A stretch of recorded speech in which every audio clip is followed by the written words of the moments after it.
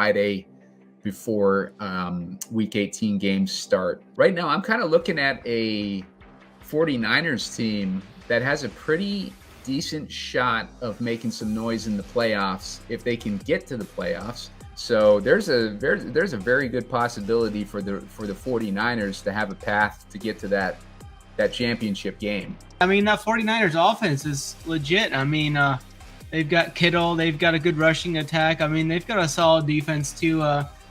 The beauty of the 49ers too right now, since they haven't made it into the actual playoffs yet, is you can get them for pretty cheap on in this tournament. Like you can get them like super late into this tournament, which I like. If the Bills handle the Patriots, and then the Bengals are the 4 seed, and if they beat the Raiders, and the 4 seed, the Bengals would face the Titans. So I think the Bengals would beat the Titans. So I don't see Henry. I don't see him why he would be the favorite unless the Patriots beat the Bills and then they face the Patriots. But even then, the Patriots have, well, I guess they're weaker on their run defense. But then you're assuming that Tennessee's going to advance there too. I don't know, man. I don't know if Tennessee's going to like win a game. But let's jump into who do we think is going to be in the Super Bowl? Who are we targeting on our teams to match up in a Super Bowl matchup here? I kind of like the Bengals. I've been riding them all year. I bet on them to win the division at the beginning of the year, and that paid off. And I've bet on Jamar Chase to win Rookie of the Year in the beginning of the year. That's looking good. And later in the year, I bet on Burrow to win MVP. So I've been betting on the Bengals all year, like DFS too, and that finally started to pay off a little bit towards the end of the season. But I could see it being the Bengals, and I kind of like the 49ers, man. I think the 49ers can make a run, just because. Yeah, I like that call. Yeah, like they're just peaking at the right time.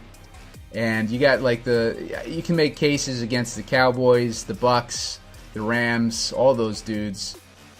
And Green Bay, we've seen what the 49ers have been able to do to Green Bay in the past in playoffs, and they've handled them pretty good. So I would not be surprised if the 49ers could make a run.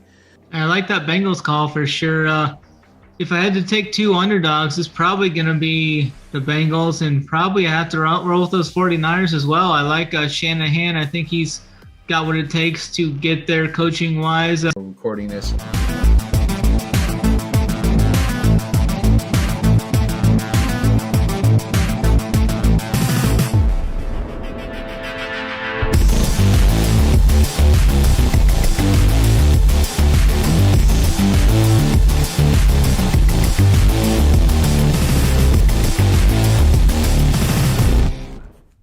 What is up, everybody? It's Snyder back here for yet another best ball show here. I got my main man, Simon, with me. We're going to kind of run through where we went right, where we went wrong as through this best ball process. It's been quite good for us so far. We'll hit on the matchups here for the conference championship game as well. How's it going, Simon, tonight? How you doing today? Good, man. Coming to an end of the season finally. We've been grinding it since... July? We've been grinding it forever, because we were doing the preseason best ball and everything. So it's been a long season, and now we're in the final stages of it. So we figured we'd jump back on for one more show, give a recap of what we done during the playoffs, and kind of take a look at the championship games we have coming up. Yeah, for sure. Let's kind of hit on a few of these injuries that we got this week, and we got some interesting situations here. I think some of them it's going to pan out pretty good. Tyrann Mathieu took that concussion last week. He hasn't practiced yet, so that's something to watch out for. Jimmy G's shoulder injury is no longer really a major concern. It looks like he's no longer on the injury report, so that's good from Jimmy G's standpoint. The main thing with the Niners is that Trent Williams, he kind of banged up his ankle last week in that game. I did not practice today in the first practice. Shanahan thinks he'll go, though, so that's promising for them. And Kittle and Debo, they both kind of got shaken up towards the end of that game, but both appear not on the injury report going forward, so that is a good thing there. Anything you want to hit on these injuries here, Simon? I think the only thing that I'm really concerned about is the Trent Williams injury, because it's, Jimmy G has enough trouble as it is at quarterback. So if Williams is out, then the Niners' weapons might be in a little bit of trouble. But like you said, Shanahan thinks he's going to be a go, so I don't think there's anything really to be too concerned about. It seems like the guy who's in the most jeopardy is Tyrann Mathieu right now. So we'll see what happens with him. But for our Bengals, I think we obviously don't want him to play. But he was in the game last time they played, regardless. So it is what it is if he's in or not. But we'll see what happens. Yeah, for sure. That would be definitely a big blow for that defense, as Josh Allen, the Bills, kind of tore him up after he went out. He kind of left some spots where they could attack, and I think that Bengals Chiefs game is going to kind of shoot out here, so it's definitely could shoot out more if Matthew doesn't play, but I expect him to play this week. It was just a concussion, and I think they're going to kind of clear him. I don't think he's going to be wanting to miss this game anyway. He'll be trying to get out there any way possible. The biggest issue for the Niners is that Trent Williams, but I think he's going to go, so that game should be all right going forward. So I guess we could dive into these two games. But first, if you haven't joined Run Pure Sports yet, go on, join over there. We've got PGAs in full swing now. We had a good show last night, went long, about 2 hours. We gave some great takes. I mean, it's only the first round, but we're sitting pretty well after the first round. A lot of our guys did well. Hoops just coming off of a big night last night in the NBA street, so the NBA is going to be going full throttle through. We'll have the rest of the sports going too, college basketball, tennis, all that'll be going as well. MMA, Title's been killing it with MMA, but enough of that. Go over and join us up and run pure with us, and we're going to be stacking the giblets all season long. But let's jump into this first game. The AFC Championship game is going to be the first game played, and I think this is where everybody's going to go from mainly. And I know Underdog's got some smaller contests this week just for the championship only, but I think mainly from that standpoint and from the DFS standpoint, many people are going to be attacking this game. It's got an 8.5 point total, higher than the NFC Championship game that'll be going later. The Bengals are a 7-point road dog here, but I think they're definitely a live dog, as we've hit on going through this best ball process. We were pretty high on the Bengals and the Niners coming into this, and they're still standing, so that's good for us. I know Simon's got some better teams left than I do, but what are you looking at in this first game, Simon? Yeah, the first game is going to be kind of interesting from a DFS perspective. We all pretty much feel like it's going to shoot out, so it's definitely got a nice total on it. The Bengals and the Chiefs are obviously huge passing teams, and they don't relent when they have the opportunity. And I just think that this is going to come down to the Bengals coach ability to not screw it up. It feels like the past couple playoff games that they've played, they've come out to a lead and then they've played to lose, basically, trying to run the ball when it wasn't working effectively instead of just stepping on the gas and trying to build up a lead. So they've enabled their opponents to stick in the game, and if they try to do that type of stuff to the Chiefs, then they're going to get slaughtered. So if they end up somehow getting a lead and then they don't they take their foot off the gas and start to try to burn some clock, they could end up biting themselves in the asses. But I think this game is going to come down to the defense, one of their defenses being able to make a play. The offenses obviously can shoot out, and in those types of shootouts, defense could come through and make a big play. Like we could see a pick six on either side. Both defenses are subpar, basically. There's nothing impressive about either of those defenses. There was a lot of talk about how the Chiefs' defense had improved towards the end of the year, but that ended up not having real legs to it. The Chiefs were kind of exposed, and I think, they played Pittsburgh the first week, so they weren't exposed there, but by the Bills definitely exposed them, and the Bengals had exposed them in week 17, so they're definitely susceptible to the passing game. And I think when it comes to stacking that game, which I think is probably going to be the most popular path, I think you just got to figure out a different way to stack it. I think a lot of people are probably going to go, if they go with the Bengals, they'll probably go Burrow and 2 pass catchers. Chiefs, you got a little bit more variety because it's more condensed. It's you can go Kelsey, you can go you can go Hill, you can go Pringle, you can go Hardman or whatever. With the Bengals, I think there's a bunch of interesting paths that you can go with stacking maybe one receiver, because most people will be trying to stack 2, with a running back or a tight end or something like that. Mango talked about that a little bit on our Picking Winners show earlier today too. But yeah, I don't know. What are you thinking for like a stacking direction on this one? Yeah, I think this is rightfully so going to be one of the most popular games here. In that last end of the season, these two teams played. Burrow had one of his best games of the year from a completion standpoint, passing over 75% of his passes, 446 yards passing, 4 touchdowns. I think both of these quarterbacks are going to be it's hard to say no to either of these quarterbacks. I mean, they're both elite plays, I think, in this 2-game slate with the 4 teams. I kind of like going with Burrow. I kind of like going to Tyler Boyd. I think he's going to be lower owned. He's priced under Pringle and Higgins and Chase and Hill from this game.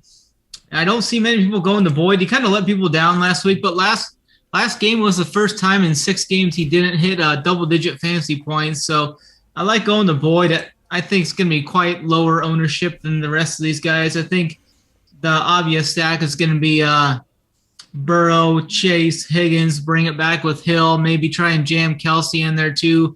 As you're playing with Burrow over Mahomes, I think you can jam those guys in there. So that's going to be interesting. The way to get contrarian, like if you're not going to play this as a passing game, just play the running back. I think Joe Mixon has a huge ceiling here. I don't think he's going to be as highly owned. I expect the other 2 running backs from the other game to see more ownership than Mixon. He did have 22 points last week, still saw 14 carries, saw good work in the passing game, caught 6 passes in the passing game.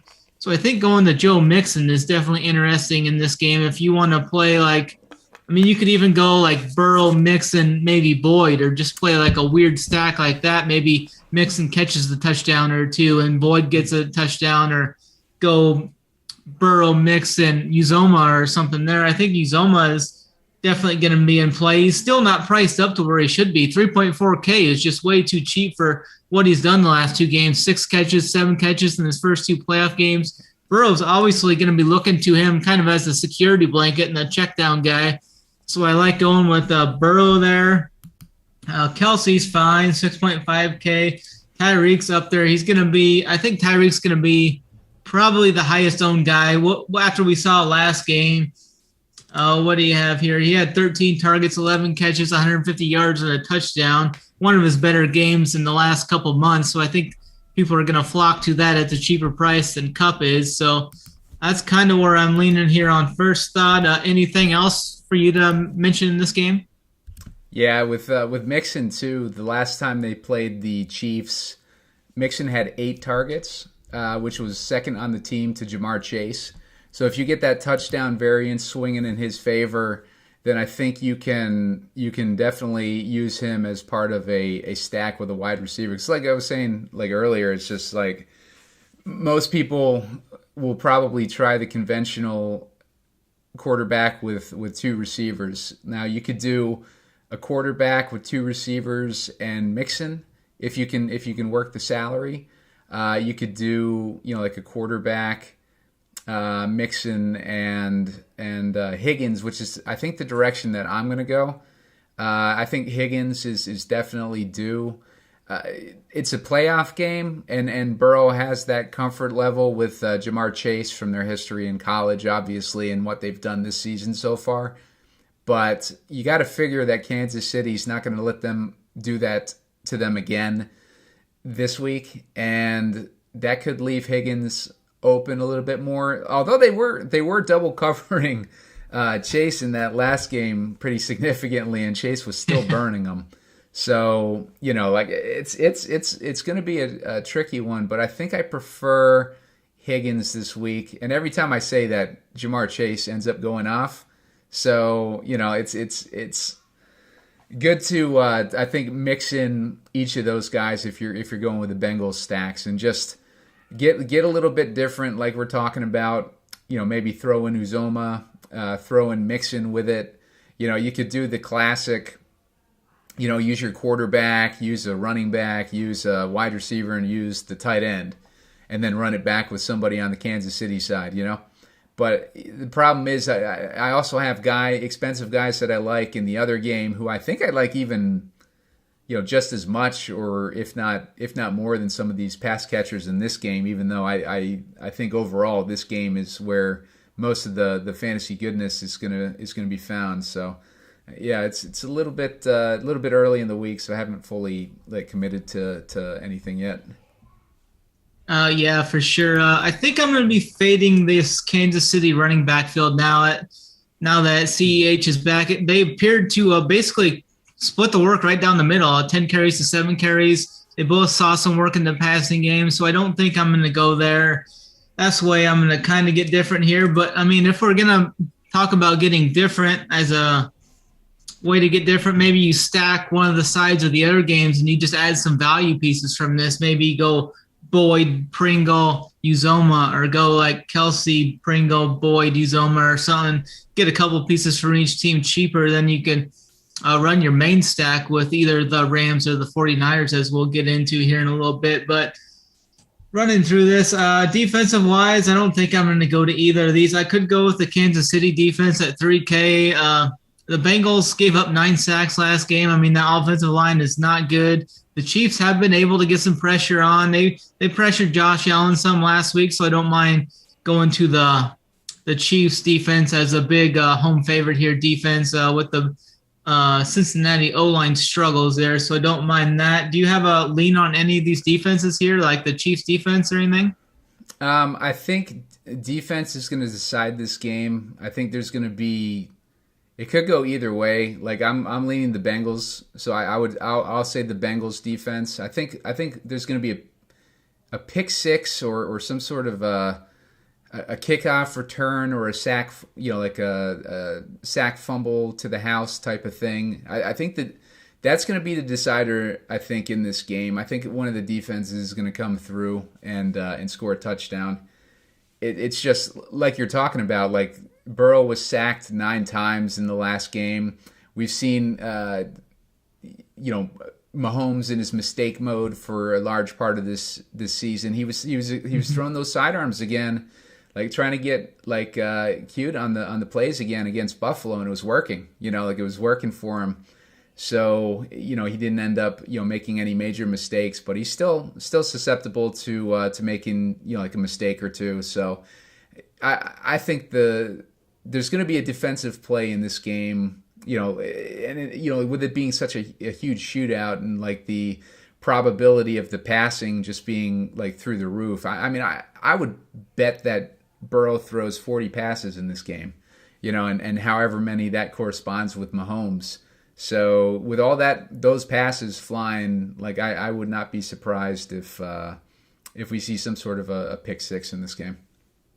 Yeah, I like that take for sure. I think the majority of the people are going to be playing one of the defenses from the next game in that lower total. And yeah, it might not score as much points, but I don't think there's going to be as much firepower, as much risk in that game either. So I definitely like that call and putting one of these defenses in there to maybe get a pick six or a few touchdowns or a fumble or something. I mean, defense is definitely, with a slate this short, I mean, one touchdown is definitely going to break the slate defensive-wise. So I like the call of going there for this next game.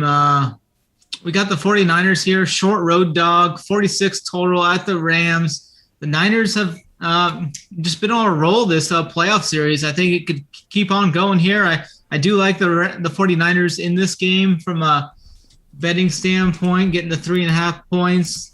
We've got Jimmy G here, looks to be fully healthy. Stafford's looked a lot better in the playoffs than he did the end of the regular season, so they got that going for him. He hasn't been asked to do too much, though. Both of these running backs are going to be really popular. I think Cam Akers is projecting as one of the top values on the whole slate, projections-wise. Looking at a few different sites, he's really popping. He's looked really good, too, coming off that Achilles. I'm really surprised how much pop he's got in his step coming off that injury at such short notice. But definitely think those are both running backs I'll be on. Elijah Mitchell is going to see probably 15 to 20 carries like he has been. Deebo Samuel's seen 10 carries in back-to-back games. As the playoffs started, Jimmy G's pass attempts have really went down. I think it's been like 25 and 19 the last two games. So Shanahan's really trying to limit Jimmy G's mistake-prone mistakes in this playoff so far. But what's your first look on this game? I think with this game, I almost think that Stafford and Jimmy G are very similar in this game. I think that they'll probably score a similar amount of points. I think Stafford will score probably about like 20 points, and maybe Jimmy G will score around like 17. I think that's around the range that they've. If we look at the past several games of Jimmy G versus LA, he scored 17 points, 15 points, 22 points, 12 points, and 15 points. And if you look at Stafford and Jared Goff, like the Rams side quarterbacks have gone 20 points, 12 points. Those are Stafford's two starts, and then 6 points, 15 points, 23 points, 3 points. So if they keep that kind of trend going, I could see them scoring very similar in similar scoring range. So I think quarterback I want to kind of fade in this game and stick with the other game. But the two guys that I really like in this are obviously Cooper Kupp, who had two monster games against San Francisco this year already, and then Deebo Samuel on the other side, who scored two monster games against the Rams this season. So if you can figure out a way to stack that first game and then use those guys, maybe just those guys as your game, like skinny stack from this game, that's one thing you could do. I think the actual scores of the game have been pretty high over the past couple years. It was 27-24 was their last score, 31-10, and these are all in favor of San Francisco. The Rams haven't beat San Francisco in years, right? So 31-10 was the earlier in the year score. Last season, San Francisco beat them 23-20, 24-16, 34-31, 20-7. So there's a huge potential for a big scoring game here. It's just a matter of which teams show up. So we could see like a potentially like a 31-27 type game, or we could see like a 28-24 type game. So there's going to be a lot of touchdowns to be had in this, and I would guess that they're going to be pretty condensed to like a Deebo and Kupp, and this is the type of game where like a random player will step up. Like this is the type of game where someone that you're not expecting to score a touchdown or two ends up going off. Like the show earlier today, they were talking up Van Jefferson, who like I could see doing, like the last time that they played each other, it was Jennings on the San Francisco side. He ended up scoring 2 touchdowns, and then Ayuk had a big game as well. So don't be afraid to look at guys like that if you're looking for cheaper options to sprinkle in. Yeah, the cheaper options in this game have a really good shot of being slate breakers, I think. Yeah, for sure.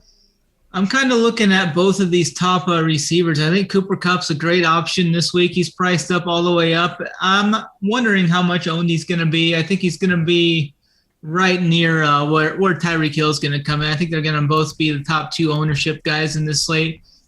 Cooper Kupp's had 2 great games against the 49ers this year, like you were talking about. He's had 18 catches, hit over 100 yards in both games. He's had 8 touchdowns in his last 8 games, too. The 49ers have had trouble guarding receivers throughout the year, so I definitely think Cooper Kupp's the guy I'm looking at.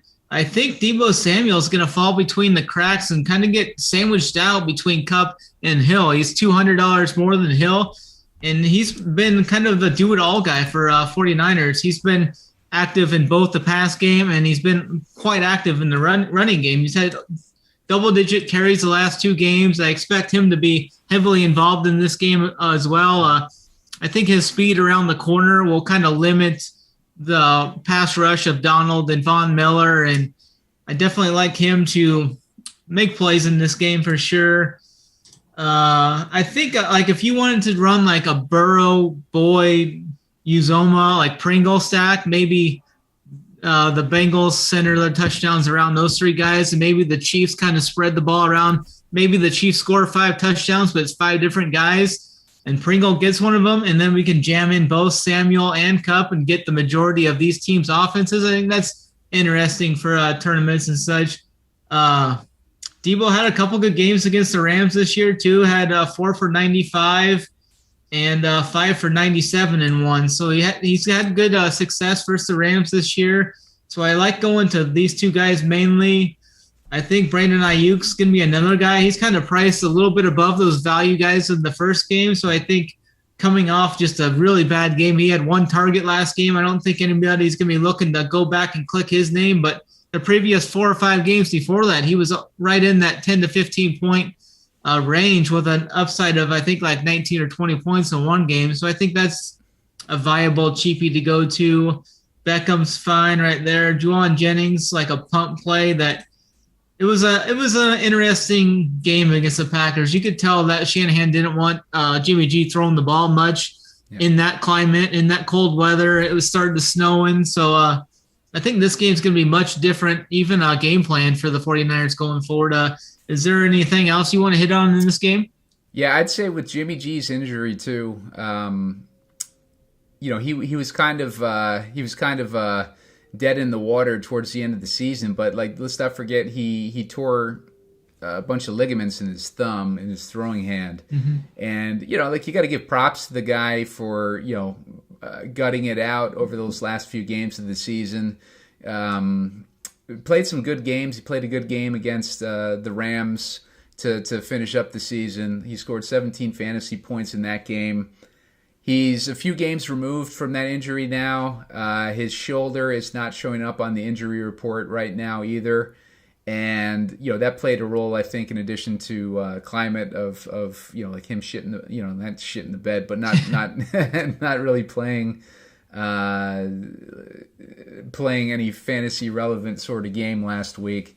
But then on top of that, the week before in Dallas, I don't think he scored too many fantasy points in that week either. But, shoulders off the injury report now. I think after he got that injury report, after he got that shoulder injury, I think it was like the second half of the Dallas game, he threw like 2 interceptions, between the second half of the Dallas game and the Green Bay game. 2 interceptions, very few passing yards, and just was not performing. But if he's over that shoulder injury, I could see him, putting up a respectable performance, which gives us potential for those weapons that we were talking about. So I think guys like Ayuk and Jennings are a little bit more viable than they have been the past week and a half. And obviously Deebo, running backs haven't really done too much in this matchup for either side for the last few games that they've played each other. Last of the main running backs versus San Francisco, I think it was 4 points, 8 points 14 points, 8.8 points. Like, so that's like the last 2 years, basically nothing as far as fantasy output. And then versus LA, the San Francisco backs have put up 8.5, 9.1, 16, 8.5. So I'm almost thinking that if you're looking for running backs this week, Mixon's the way to go. And then maybe if you can figure out a game script in that Kansas City game, if you think that Kansas City pulls ahead with a giant lead or whatever, then maybe play Clyde Edwards-Helaire. If you think that they're going to stay in the game and you think it's going to be a back and forth, maybe go with Jerick McKinnon. And I think in this game, if you want to look for a cheaper option in this game, Sony Michel. We saw Cam Akers fumble it 2 times last week, and I think Michel is significantly cheaper than Akers this week, and they may decide, okay, we gotta turn back to a veteran, because Akers just hasn't like done anything like since he's come back. Like much props to him from coming back from that injury, but physically maybe there's something there physically where he hasn't gotten back into that groove yet. Obviously, it's a devastating injury to come back from. So maybe the Rams decide to take it a little more safe this week and go with Michel, who's been a solid option for them basically for the whole season. So those are some alternative ways that you can go with running back. Maybe differentiate your lineup a little bit if you're going with that KC. Cincinnati game like everybody else. Yeah, for sure. I think that Michel call is definitely interesting for large field GPPs. I think you'll get Michel like roughly 1/5 of the ownership of like Akers. Like I expect Akers, Mixon, Mitchell all to come in right around that 40 to 50% ownership range. I think they'll all kind of land in that bucket, and then McKinnon will be right around 35 to 40, 45% maybe as well. So I think those are the 4 main guys. Like CEH, I think he's going to come in maybe 15, 20% owned. And then like Sony Michel will probably be like 10 to 15%. So definitely like the lean there. We kind of seen George Kittle kind of show a pulse a little bit last week. I don't mind going back to him here. I think he's going to be maybe the lowest owned tight end in this bunch. I mean, Kelsey's going to be the highest owned, I think. And then we got Higbee and Uzoma both right there in that mid 3K range. I could see teams going with both of those tight ends, kind of like a double punt to save money. So I definitely think George Kittle could slip between the cracks here. I think they're going to have to get the ball in his hands more here. If they fall behind, I think he's the guy. Him and Debo are the guys they're going to lean on. And Kittle's throughout his career, he's shown he's one of the surest hands. He's got that huge high motor. He's definitely the guy I would want to have the ball in his hands if they get into a critical situation, whatnot. For these defenses, they're both kind of priced right around that high 2K, low 3K range, like the other game. So I think it's just kind of try and pick your own guy, take a stand. Maybe if you're getting an MME, just set them. Maybe you set all the defenses at like, maybe you play 30% of – you can't play 30% of all of them. You can play like a quarter of them all, but maybe just take some little stands, go like 35, 35, 20, 20 or something like that. However it equals out, just get pieces of the other, or just take a stand and go with one of those lower-owned guys from that first game. Not too much else here for me. I definitely think Elijah Mitchell and Akers. Akers is going to be the highest owned running back on the slate, only 5K. He's projecting us right there with Mixon. Mixon and Akers are both projecting right around 18 to 19 points on the projections I'm seeing early in the week. So that's interesting. Any last final thoughts for you on this game? Yeah, this could be a Stafford meltdown game, especially the way that San Francisco's defense has been playing. They've really stepped up in the playoffs, and they've held Dak in check. They held Rodgers in check, obviously, and they're really looking more like that defense that we saw a couple years ago when they made their Super Bowl run. And I just like the way that they're playing. I think that the team itself is just like it's peaking at the right moment. It's exactly what we were talking about before they even made the playoffs when we were talking them up, and it's coming to fruition like we had projected it, and now I think they're going to make a run to the Super Bowl. I think that Stafford last week showed quite a few. Not really like I won't say Stafford. I should say the offense showed a few warts on the LA side. It looked like they were they took that big lead and then they played to lose after that. I'm just sick of these coaches like playing to freaking lose. It's just like step on the gas, It's like put them away, because if you let fucking Tom Brady stay in the game and you're just like trying to run out the clock or whatever, you're gonna make mistakes or somebody's going to make a mistake or Brady's going to make a huge play. And in this case, if they take any type of a lead and they start trying to run out the clock or whatever, it's like they're just setting themselves up for failure. I do have one gauntlet team left. Like my last standing gauntlet team, ironically, is a Rams stack after we've been like bashing them all year.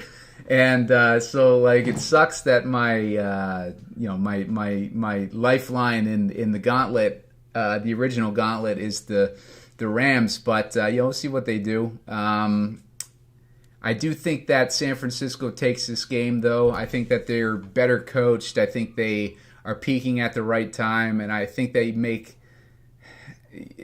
It's tough to say that they make less mistakes because it's like Stafford versus Jimmy G.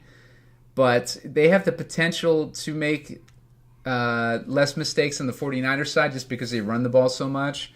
So Stafford could definitely melt down in this game, and I think San Francisco's defense is going to be looking for their opportunities, because just like in that Green Bay game, they're going into that game thinking like we need to step up, we need to make sure that the team advances to the next round. They're going to be playing like it's their Super Bowl, basically. So I think, I just think that the defense on San Francisco's side is going to step up. If I'm going with a defense in this game, it's probably that one. Yeah, definitely. I definitely give the coaching advantage to Shanahan here. These 49ers are just on a roll. I like going with the Niners here. Let's give the people our picks for to make it to the Super Bowl, and then our Super Bowl winner here. I'll start us off here, I guess, first, and I'm going to go with the Niners and the Chiefs, and I'm going to go with the Niners getting some redemption over the Chiefs from that last Super Bowl they played a few years back. So that's kind of where I'm going. I don't want to. I talked about before the playoffs started that I wanted to fade McVay and Stafford, so I'm just going to stay on that. I'm not going to jump off that post, so I'm going to go with the Niners here. We were both kind of on the Niners and Bengals heading into this playoffs as the two underdogs that could advance in this playoffs, and they have to this point. But I think I'm going to go with the Chiefs here. I was over at AP's house last week watching the game. It was an incredible game. I didn't even actually know that Tampa Bay even come back and tied the game. I was driving over there as it happened, and I was listening to golf on the radio. I thought it was over, so that was crazy once I got over there and seen it was tied. But yeah, I'm going to go with the Niners and Chiefs. What's your predictions here for the Super Bowl? I'm going with I got to stick with the Bengals. Been on them all year. I just like the way that they play. I like their attitude. People. A few years ago when Mahomes was making his first run, we had a young quarterback. People were saying the same lines. Oh, they're too inexperienced. They're not gonna, make it to the Super Bowl or whatever. Like, I think it's kind of a similar situation with Burrow. Like the guy's got a lot of confidence. He's got the weapons. His weapons have confidence. The freaking kicker has confidence. Like they're all just cocky, which is what you want with a young team like this, not to really think too hard about the ramifications of the situation. Just go for it, and they have the potential to do it. We've seen them beat the Chiefs already. They were showing the clips of them practicing And outside the stadium, like they were just, they're just absolutely blasting the audio in the practice field, and security was apologizing to people outside the stadium because it was so loud outside the stadium. So it was pretty awesome how that kicker, he walked up to Burrow or something right before he went and made the kick. He's like, "Congratulations, we made the AFC title game," before he even makes the kick. That was pretty crazy. Yeah, exactly. So, if they go into this game, they're playing with the house's money. They could pull it off, and I think the pressure's on the Chiefs because of all the doubt that was on them, like earlier in the season, underperforming a little bit. Like they peaked. I think there's a emotional game last week, and maybe that took something out of them.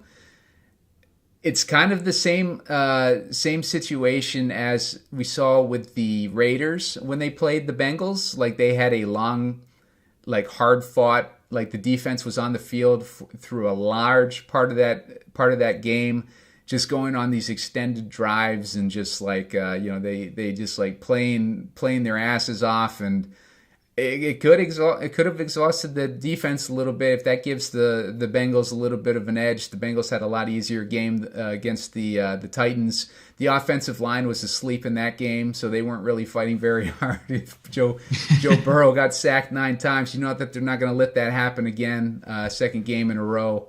So they'll be playing harder, and the defense, if the Chiefs' defense is a little bit weaker, then maybe that's where we see the edge shift to the Bengals a little bit, and then from that point, it's like which defense can make a play.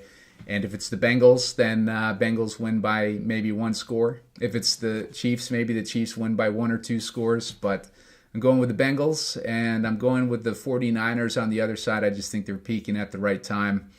And from there, I would probably lean with the Bengals there too. Like I just think that they match up well even against the 49ers, because the 49ers secondary is kind of their weakness a bit. And Chase can beat their secondary. So I'd stick with the Bengals all the way through.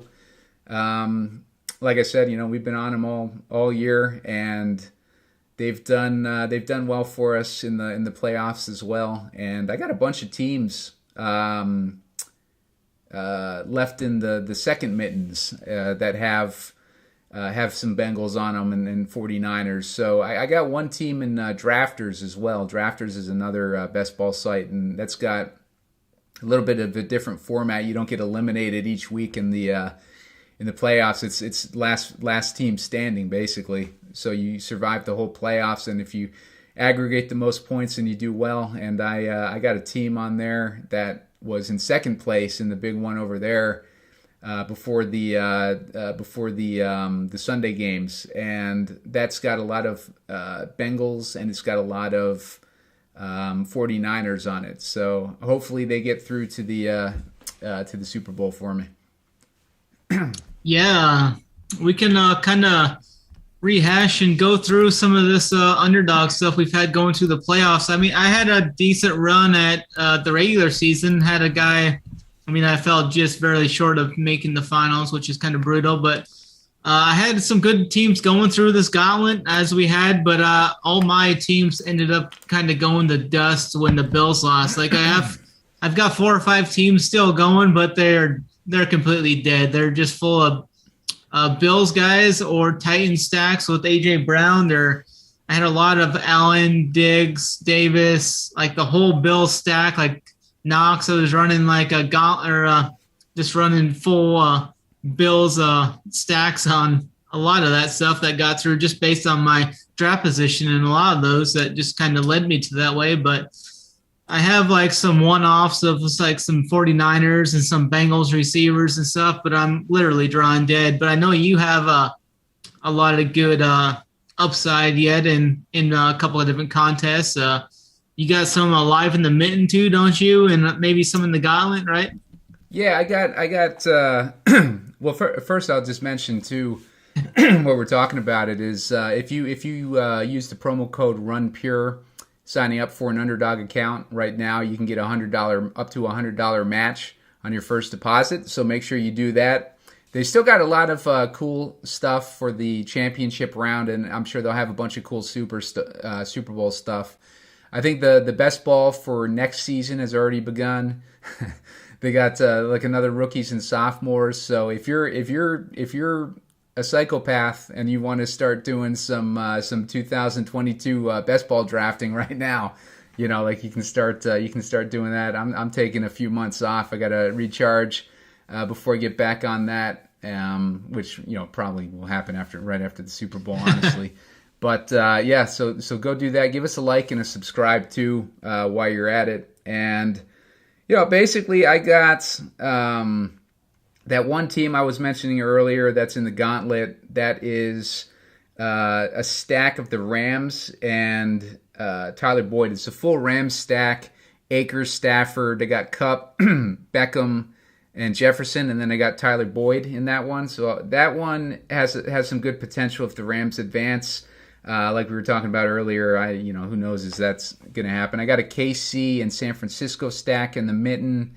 I got a Burrow. Now this was an interesting one that made it through. Burrow, Elijah Mitchell, Tyreek, Deebo Samuel, and Odell Beckham are my. So it's a complete mix of players in that one that survived, but form a full team. And then I got LA stack with Deebo Samuel. Just teams like that. And then the second round of the gauntlet returns. I didn't do so well there because I drafted a whole bunch of Bills in that one. So I think we all were on the same boat in that one. And so when they got eliminated, they took out a ton of teams. So it's hard to find a team there that I have a full one. I got a full Cincy team in there with Odell Beckham. That's my best team there.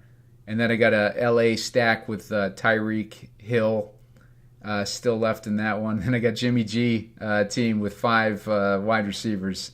So, just not too many. Like most of them are headless horsemen without a quarterback. But yeah, the other mittens and stuff, I think it did a little bit better in those. So we'll see what happens. Yeah, right on. Hopefully you can run pure there through the end of this and have a chance or have a sweat there towards the end of this season. I'm kind of hoping they add some PGA again this year. I'll be more actively involved in that. Maybe I'll have some content up, either written or some videos or something throughout that season. Depending on what they throw out for contests and whatnot. Hopefully they do.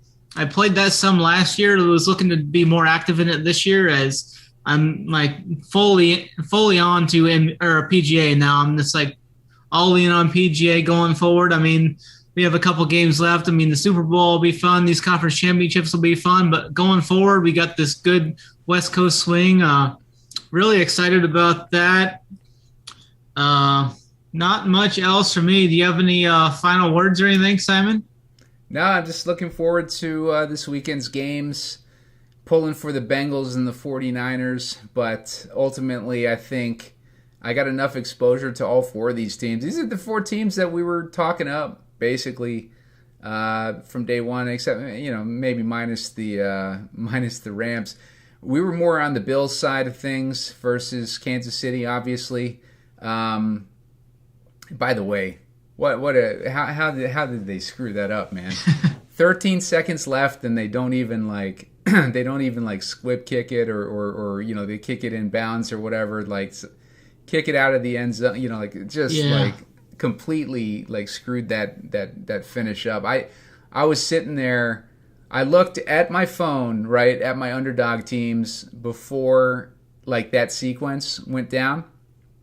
And I probably had about 20 teams in that gauntlet going through. When Tyreek did his thing, and when all those guys started going off in the last 2 minutes of the game, it must have been I went from 10 teams or 20 teams going through to about 10. So just completely completely changed everything, and happy for AP getting his Chiefs through, but like on a financial level, would have much rather seen those Bills make it. But we'll see what happens in this next round. I got a lot of Bengals going, so. Yeah, for sure.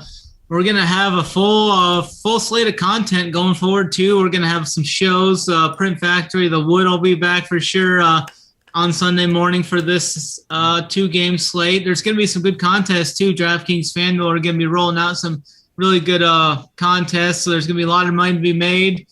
Big T's been on fire too from the betting standpoint. He's hit basically every bet throughout the playoffs. He's hit almost everything perfectly, I think. I'm not sure what his bracket was before, just looking through his content on the bet side. I mean, he's just been absolutely on fire. So be looking forward to see who he's on this week from a betting and from a DFS standpoint. All the guys, we're going to have everything going forward. NBA's full swing. We've got all these sports going, PGA's backups, college basketball's getting right around that here in a month or two. There's going to be March Madness, so there should be some good contests for that. But yeah, thanks a lot for watching.